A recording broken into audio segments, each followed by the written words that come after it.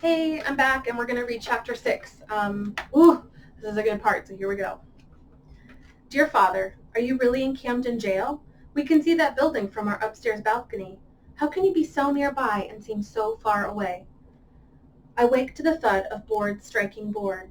I turn my head towards the window, but someone has pulled the curtains. Don't open them, says my mother from across the room, where she sits writing at the desk. I sit up and I realize what causes the thud. The trapdoor of the gallows strikes the back of the structure when the latch is sprung. The hanging has begun. The other children are still sleeping. Mother does not speak. She keeps her head down, her mouth pulled straight and tight. The quill pen is gripped tightly in her hand. 2, 3, 4, 5, I count. There's little space between the thuds. The soldiers I know must be lined up on the great structure waiting their turn to die. How did the English decide who would die? Did they, I wonder, have some sort of trial, or were the death sentences handed out offhandedly to reduce the great numbers of prisoners the British had to care for? My stomach begins to turn and then to rise. Jumping up, I run to the chamber pot. On my knees, I am wretched and vomiting. After I've washed the bowl and pitcher, I go to my mother, who has put away her quill and folded her piece of stationery. She looks up at me and forces a smile. We must endure, Joey, she says. We will fall sick to our stomachs many times, even sick to our souls, but we must endure. Later I learned that what my mother has written is a letter to my father. I wonder what she said. Has she begged him to fight for the British, or at least to pretend allegiance to the crown? I am going to see Cornwallis, my mother announces. She goes behind the dressing screen and changes into a bright green frock. Then she brushes her fair hair and piles it on top of her head. What will you say to him? Mary asks as she watches Mother put on a green hat. Mother draws in a deep breath. I shall say, General Cornwallis, you have come into my home and banished my family to one small room. Your men eat my food and leave marks upon my floor. I'm here to ask politely, to beg if you wish it. I beg that you allow me to visit my husband in Camden Jail. It's a lovely speech, but my mother is never allowed to give it to General Cornwallis. She is told he will see her, but we wait 2 hours outside the door to what was our once dining room. Soldiers come and go. Once the general himself comes out to leave the house, but he is surrounded by the officers. Lord Cornwallis, my mother calls out, but he does not even turn his powdered wig to glance in our direction. My mother wants to remain until Cornwallis's return, but we're ordered back to our quarters. Finally, when he brings our noon meal of bread and cheese, Captain Harkin also brings us word. The general says there's no time to give you an audience, nor will he allow you to go into the jail, which is no fit place for a lady. Mother pulls in her breath, as if someone has struck her, but the captain goes on. He will, however, allow the boy to go. He leans his head in my direction. Alone? I blurt out the question before I think, and immediately my face burns with shame. I will go with you. Mary jumps from her seat on my bed and comes to stand beside me near the door. The general will not allow a grown woman to go. I say more gruffly than I should. He would never allow a little girl to accompany me. Mary turns to Mother. Let me dress like a boy in some of Joey's clothes. I'm almost as tall as he is.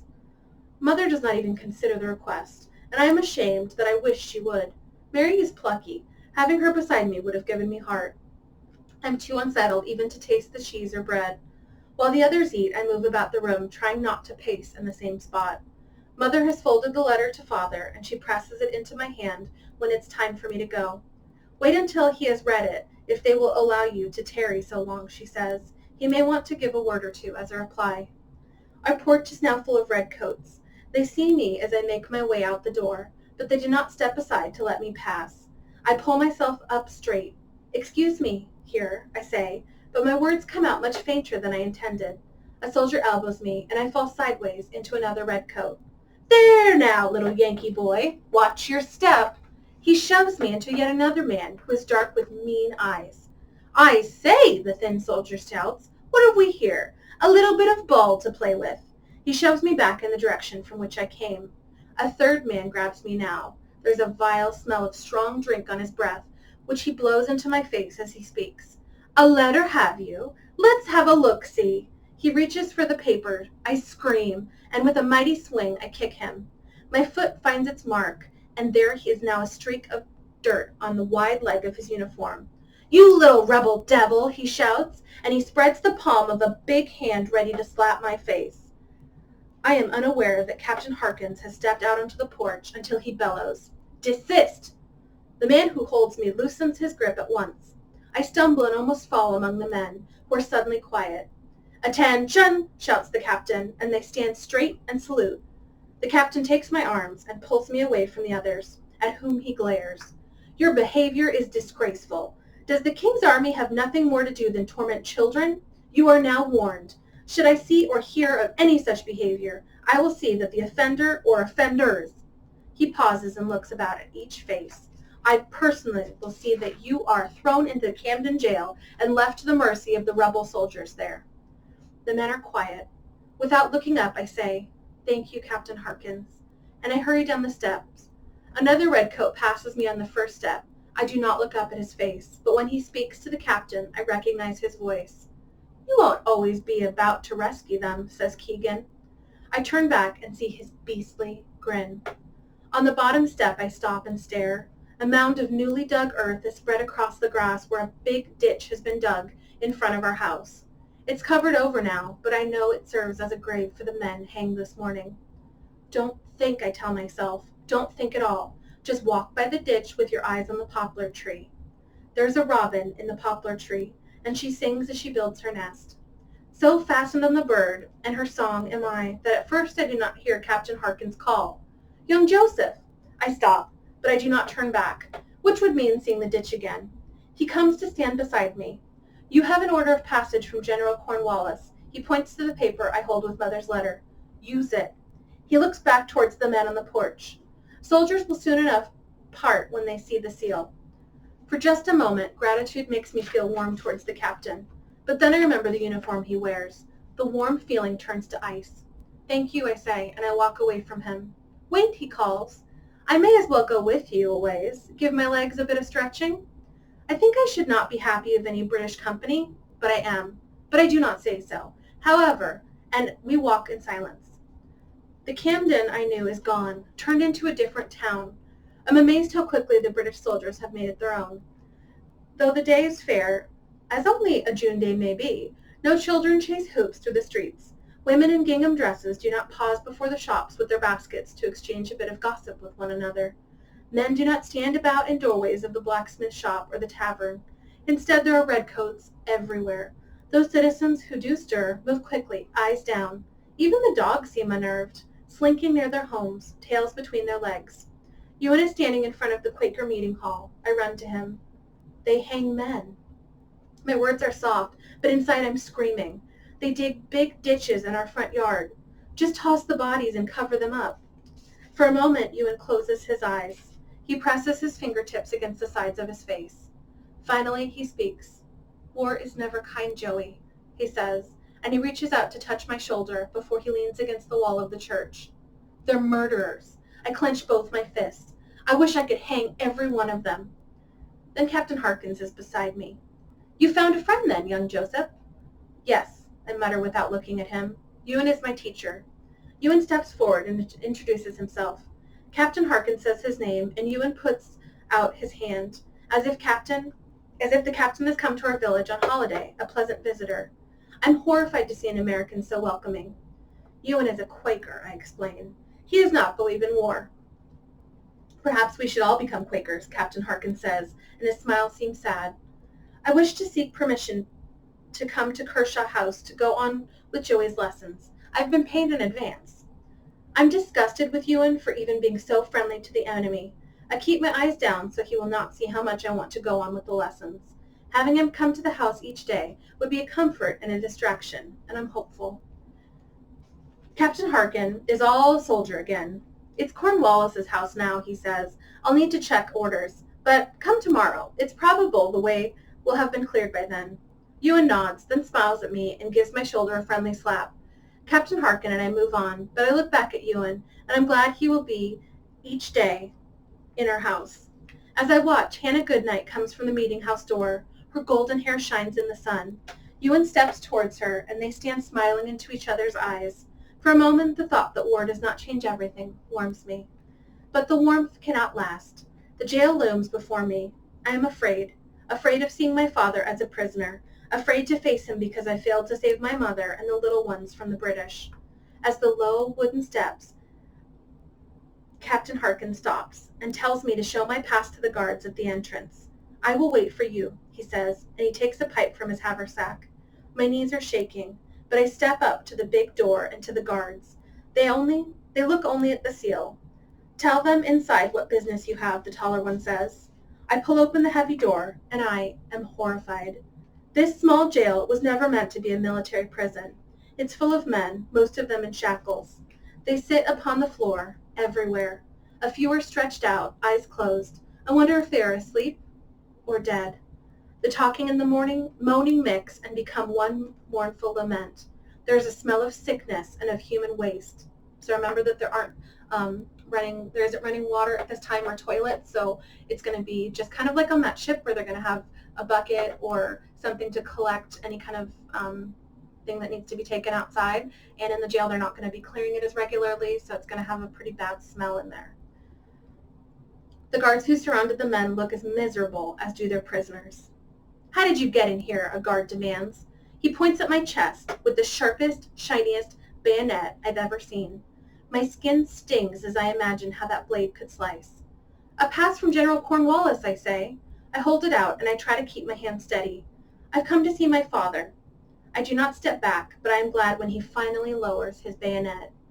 And who might that be? Joseph Kershaw? He points towards a corner staircase. Up there. I make my way through the broken men. Most of them ignore me, but one reaches out to touch my leg.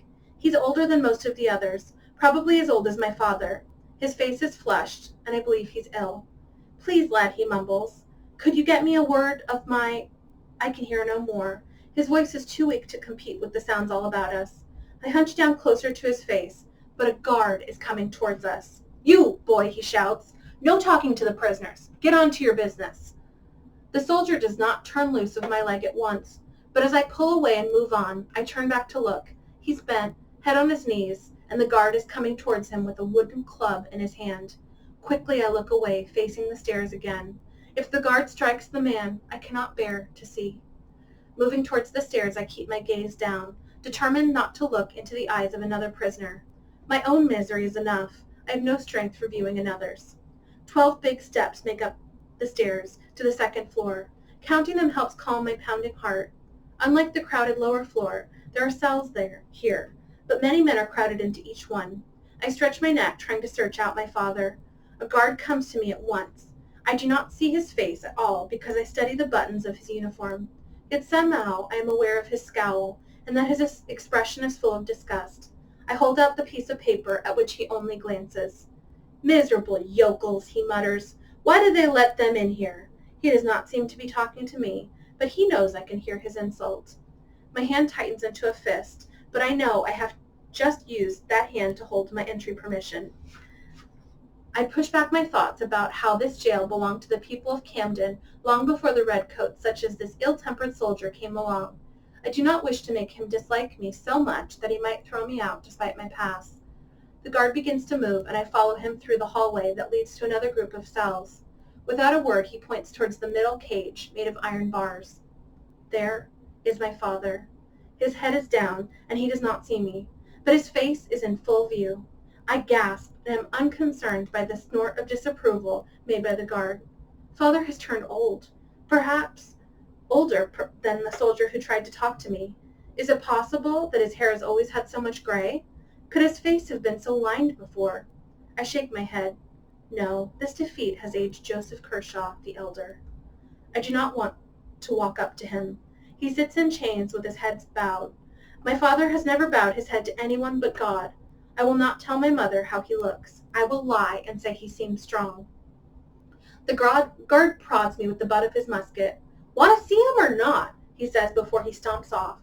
I step closer. Father, I say, but I know my voice is too soft. Father, I say again, and this time he hears me. He gets up from the bench and comes towards the front bars.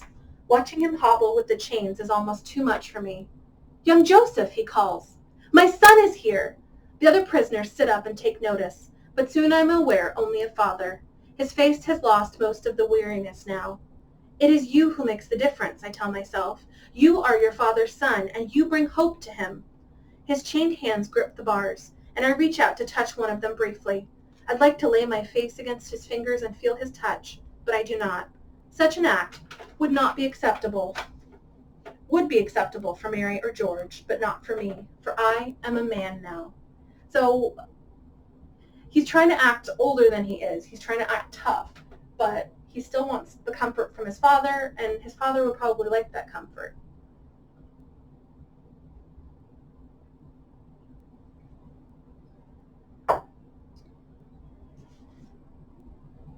You are safe, he says. Your mother and the other children?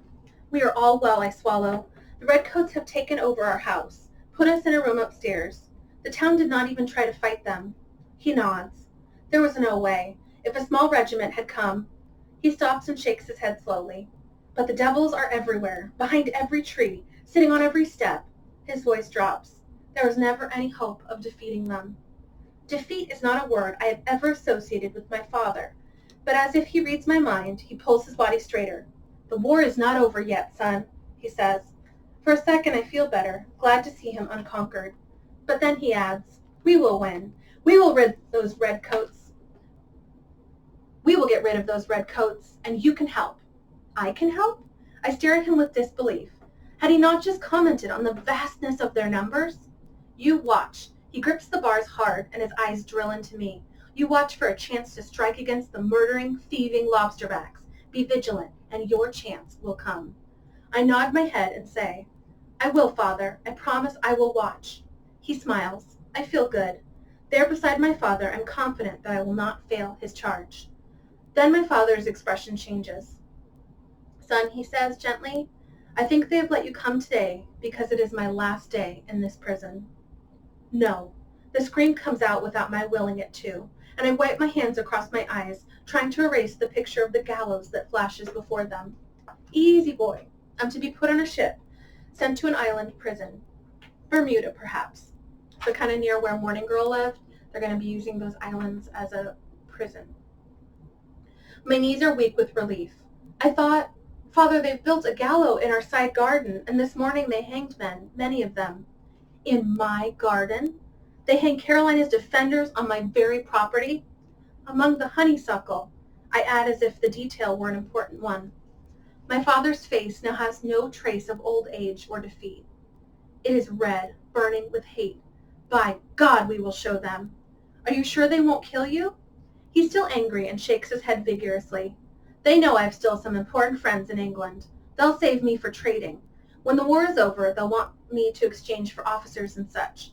Suddenly I remember. Oh, Mother sent this, I say, and I yank the letter from my pocket and hold it out to him.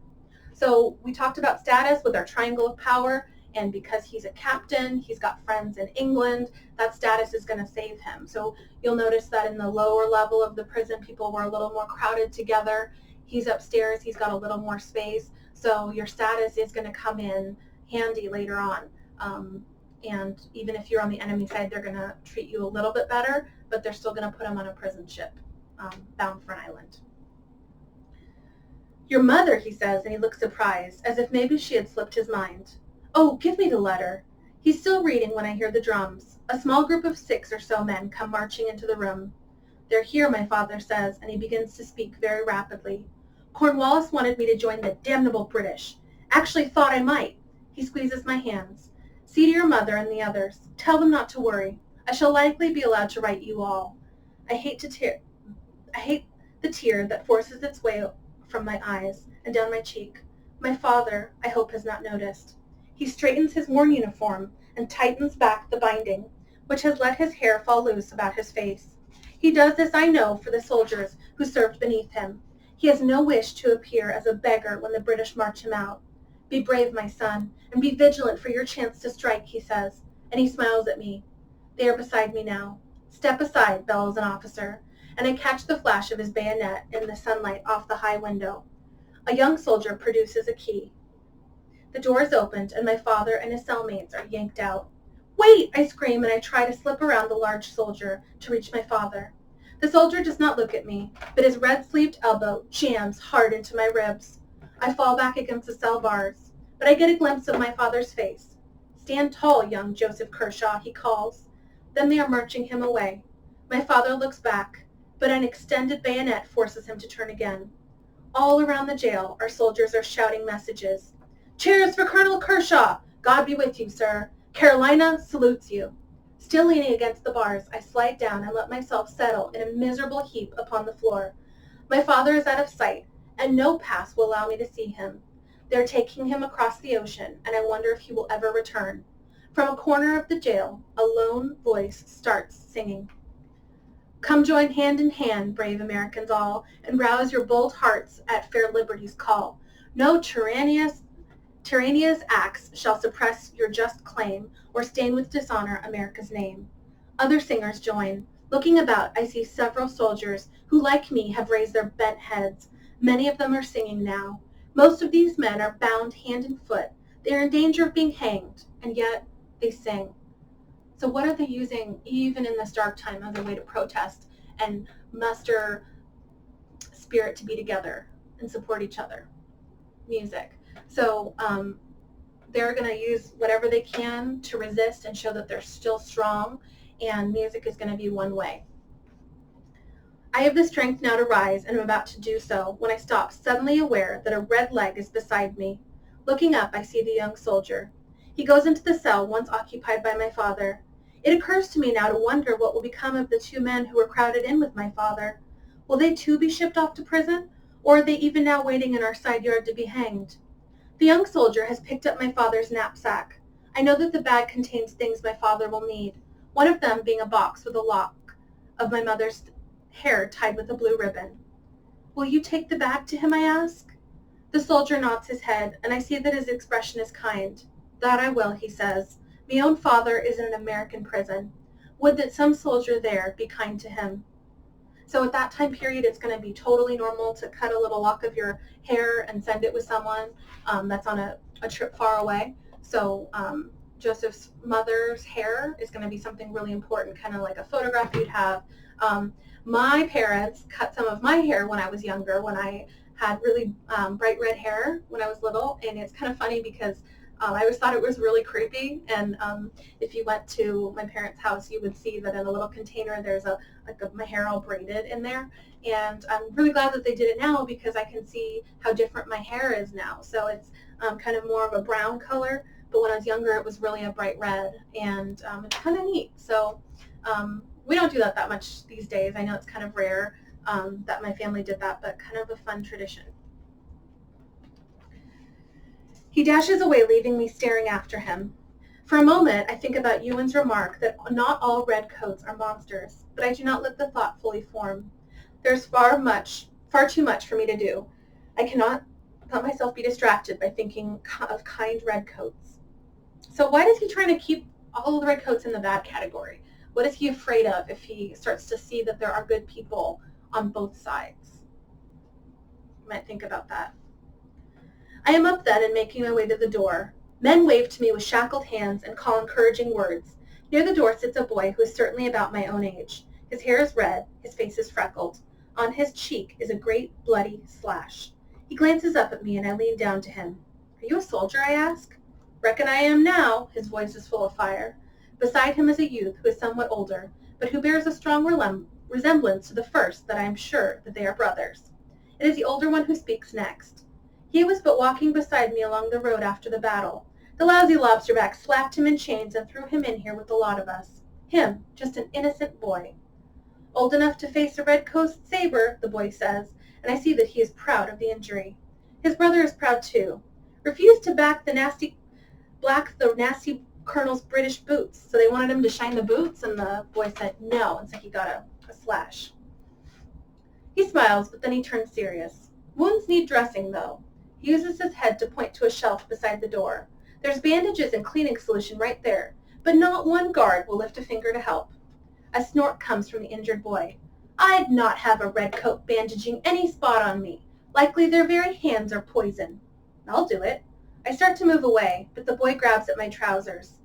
Do they come in sight that you're liable to do as bad as they did to me?" I look directly into his steady eyes. Let them do it then, I say. We're all likely to bear the hateful mark of the British in one way or another. It seems certain that the guards see me take the materials from the shelf and carry it back to begin the dressing, but no one moves to stop me. They're all about half asleep, I comment on the guards as I work. The boy's left hand, cut to the bone, is even worse than the injury on the cheek, which is what I first noticed. I put it up to ward off the blow, he says, as I clean the gash. I'm not experienced as a nurse. The raw, gaping flesh makes my stomach roll, but I do not give up until a rough bandage covers both spots. The brothers tell me they are from over Waxhaw Way, and that their surname is Jackson. Ooh, Jackson, that's fun. They talk, too, about why they fight. We're a new country, says the older one. Don't want to bow down to the king's own account of who their father was. I don't want to bow down to any man, the younger one makes a fist with his uninjured hand. Guess you've proved that, I say. The older one nods his head. You mark the name, Andy Jackson. There's a flame in my brother, there is, and I'll tell the world that's bound to see it. Andy laughs. The British will see it for sure, if ever I get out of here. I'll fell more than one of His Majesty's henchmen. Both brothers thank me. I return the supplies to the shelf, but I'm drawn back to the Jacksons. Perhaps I'll see you again, I say. God willing, we may be side to side in fighting the British one day, says the injured one. I go down the stairs with the burning inside me, a flame built upon the promise to my father and lit from the fire of Andrew Jackson. I will watch, as my father has told me, for every chance to strike against the cruel enemy. Perhaps I, like Andy Jackson, will bring down a red coat. Moving again through the huddled prisoners, I feel much stronger. I meet their eyes, and I wave my hand or nod my head. Some of them smile at me, and I feel they know somehow that I too am at war with the British. When I see the soldier who wanted to speak to me, I know that I will try again. I make my way through the others towards him. A guard from his corner post shouts at me, but I flash the seal. Permission from Lord Cornwallis, I call. He yawns and makes no effort to move towards me. The soldier sits hunched, knees raised to support his head and arms. He does not see me. I touch the torn sleeve of his dirty shirt. Hello, I say softly, but he does not lift his head. I glance at the spot where the guard stands, but he seems to pay me no mind. Still another, more diligent than this tired, round man, may come at any moment. There's not a moment to waste. This time I put out my hand on his shoulder. Though the rough material of his shirt, I can feel heat, too much even to be caused by being crowded in this hot jail. Fever, I say, and I give him a gentle shake. There's a small moan as he raises his head and looks at me with weak, watery eyes. I'm terrible sick, boy. Someone should help you. I glance around at the other men, also in shackles. He raises his hand to give a feeble motion of dismissal. It's my boy I'm fretted over. We was in the battle together, but I ain't seen him since. Rob's his name, Rob Wilson. I've passed the word about. He ain't here. What's become of him? That's all I got to know. I stare at the frail soldier, whose life is likely slipping away, but whose only concern is for his son. I'll find out for you, I promise. You're a good lad, he whispers, and he drops his head back to his arms. Just as I feared, another guard has joined the round at once and has been informed of my pass. Boy, shouts a new one, get over here. I'll have a look-see at Lord Cornwallis's seal. I begin to wind around the soldiers, and I am aware that both guards watching me, eyes full of scorn. When I reach them, I say nothing. I only hold out the paper. The round one takes it, and they both study the paper.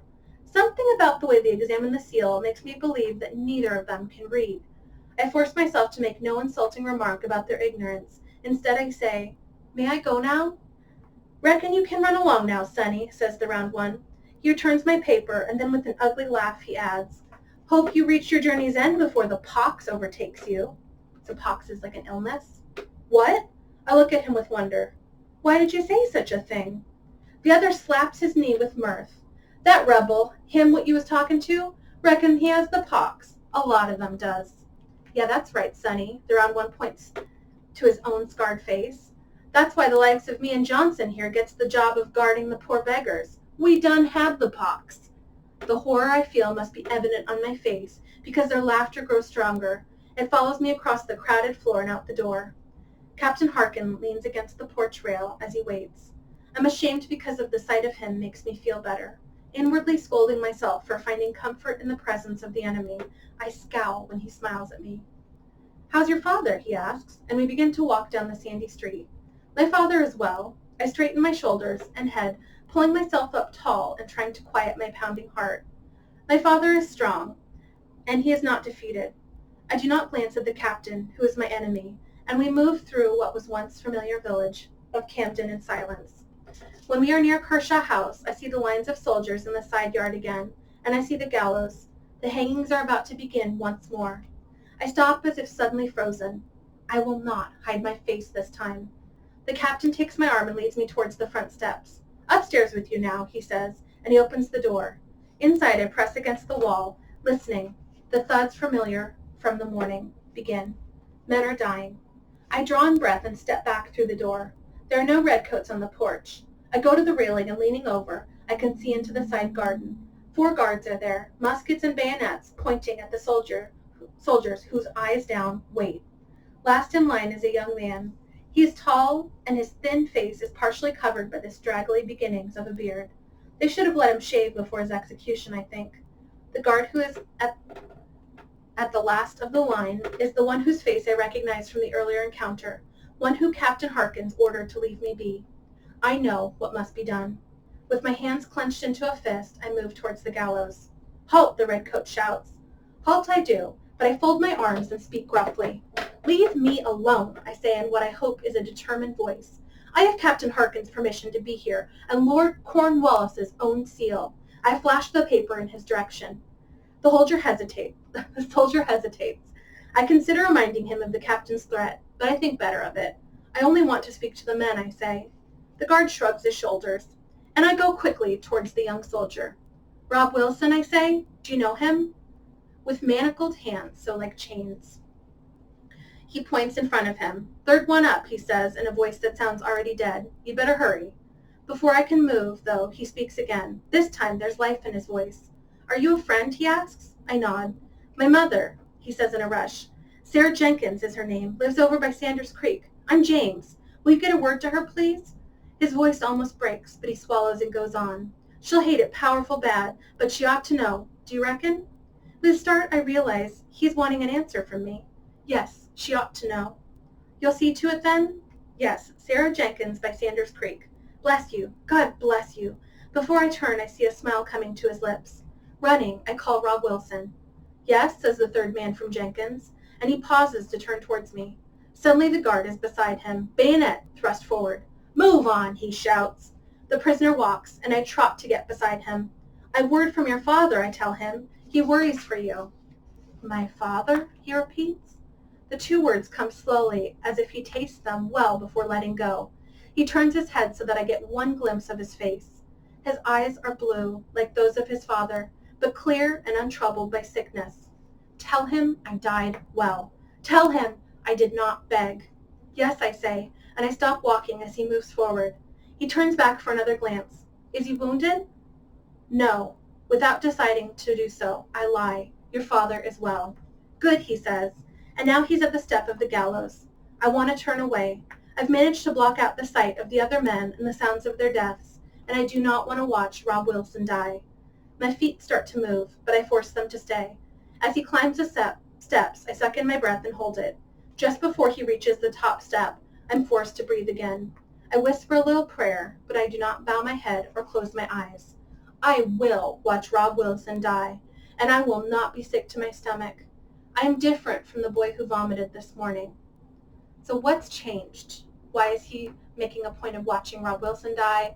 What do you think's going on in Joseph? Why do you think he lied to this soldier about his father? What do you think he's trying to do? What impact do you think it's going to have on the soldiers waiting in line to know that he's going to pass on to their parents the message that they have died and that they died well? You might write that down. Now I too am a soldier. I will not cry. I will not be sick. I will wait, and I will watch. The chance will come for me to strike back for Rob Wilson and the other men who die among the blooms in my side garden. Even when it is over for Rob, I stay until James Jenkins has too stepped into his death. Now there is something I can tell my own father.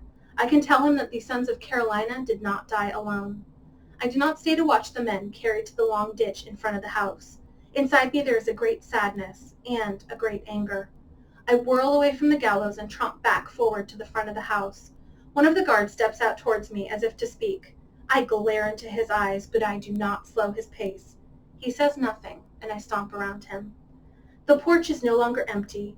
3 redcoats lounge on the steps playing cards. Unaffected by the burials, they laugh and talk together. I've got me an eye on 1 or 2 of them pretty Camden maids, a fat soldier says. The major ordered us to leave them be. His small companion stretches and yawns. Leave them be, huh? You just watch and see how I leave them be. All 3 of them laugh.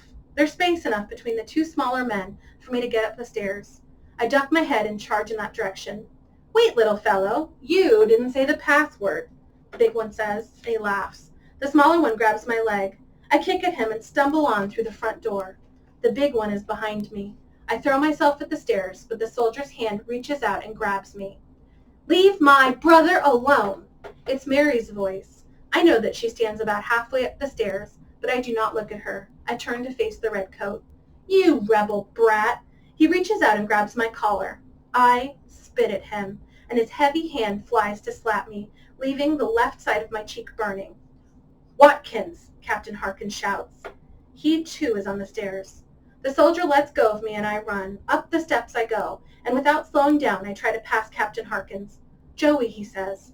I want to ignore him and push around him, but there's no railing. Reaching out, he locks his hand over my shoulder. I'm sorry. Those men will go on report. I do not struggle with him. Instead, I turn to meet his gaze. Joey is a nickname used by friends, I say coldly. Please call me Joseph. Woo! So that's a fiery end to that chapter. What do you think of Captain Harkins? Do you think he's bad because he supports the British? Do you think there's some good in him? What is he trying to do to help Joey? Why does Joey not trust him? You might think about those things. I will try to have videos most days, but if I don't see you guys, I wish you the best. Do something to help your family today, whether it's cleaning something, giving them a hug, or a compliment. Something I'm trying to do right now is also keep a gratitude journal, something I'm grateful for. And I actually have this really cool thing. It is a jar. I'll get it a little closer so you guys can see. And inside, it has little wrapped up pieces of paper. There's a little hole on this side that you can put the paper in. And so I write something that I'm grateful for, and I curl it up and put it in there. But even just a notebook would be a good thing to do. I hope you guys are well, and I'll see you with the next part of the story later. Bye.